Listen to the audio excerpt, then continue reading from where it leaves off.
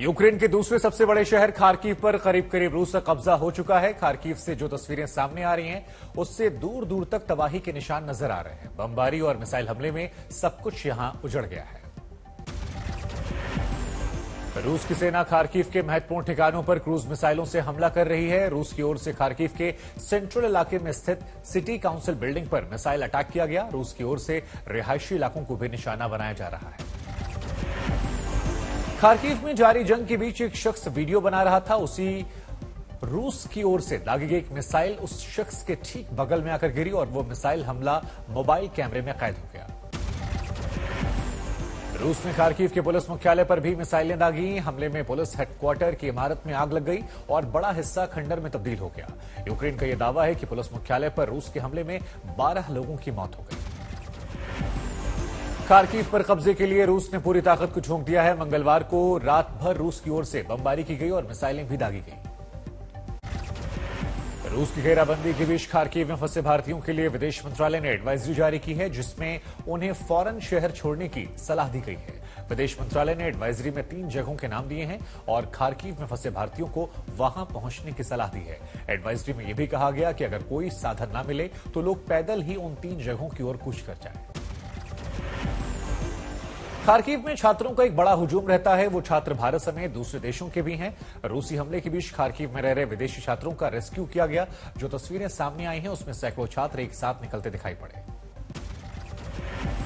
Kharkiv के साथ Kyiv पर भी रूस का कहर टूट पड़ा। यूक्रेन की राजधानी पर कब्जे के लिए रूस ने घेराबंदी को तेज कर दिया। रूसी टैंकों का बेड़ा कीव के बेहद करीब पहुंच गया है।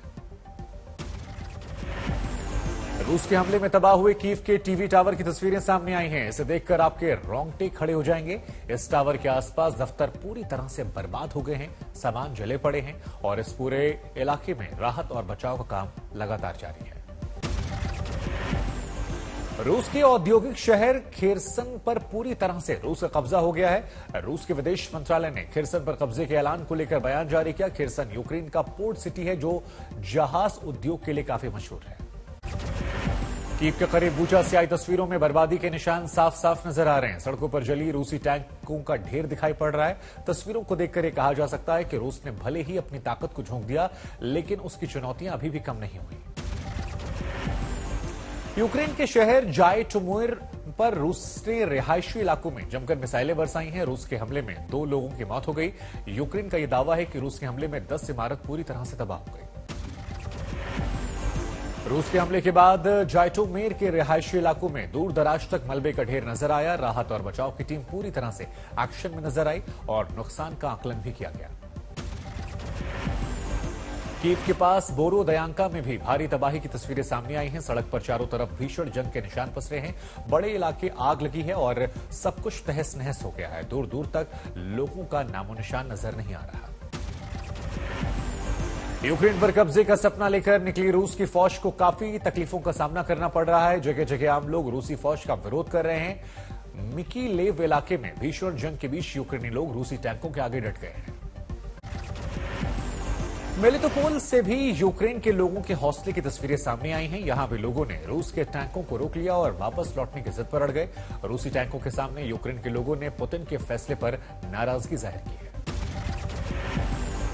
उधर यूक्रेन से एक हैरान करने वाला वीडियो सामने आया है। इस वीडियो में रूसी फौज का लंबा चौड़ा काफिला नजर आ रहा है, जिसके सामने यूक्रेन के लोग खड़े होकर नारेबाजी कर रहे हैं। रूसी फौज का एक जवान लोगों के सामने खड़ा है और बीच बीच में बंदूक से गोलियां भी दाग रहा है।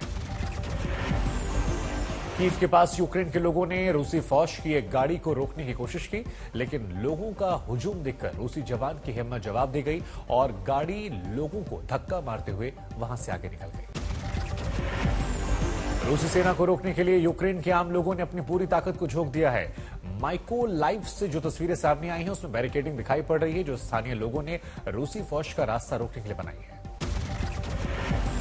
रूस के हमले के बीच यूक्रेन के लोगों ने यह दावा किया है कि उसने रूस के कई सैनिकों को बंदी बना लिया है। जो वीडियो सामने आए हैं, उसमें यूक्रेन के फौजी रूसी सैनिकों को ले जाते हुए नजर आ रहे हैं। रूसी ताकत के सामने यूक्रेन के लोग जल्दी हार मानने वाले नहीं हैं। लीव से जो तस्वीरें सामने आई हैं, उन्हें देखकर आप आम लोगों के जज्बे को सलाम करेंगे। लीव में ढेरों महिलाएं नजर आ रही हैं, जो फौजी गाड़ियों को छिपाने के लिए जाल बनाने का काम कर रही हैं।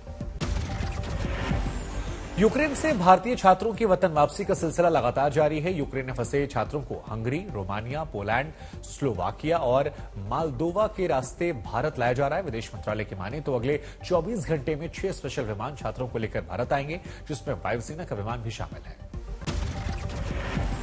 मोदी सरकार का ऑपरेशन गंगा पूरी रफ्तार में है। हंगरी की राजधानी बुडापेस्ट में केंद्रीय मंत्री हरदीप पुरी ने छात्रों से मुलाकात की। उनके साथ हंगरी में भारत के पूर्व राजदूत कुमार तुहिन भी मौजूद रहे। भारत लौटने के लिए तैयार छात्रों ने हंगरी में विदेश मंत्रालय के इंतजामों की जमकर तारीफ की।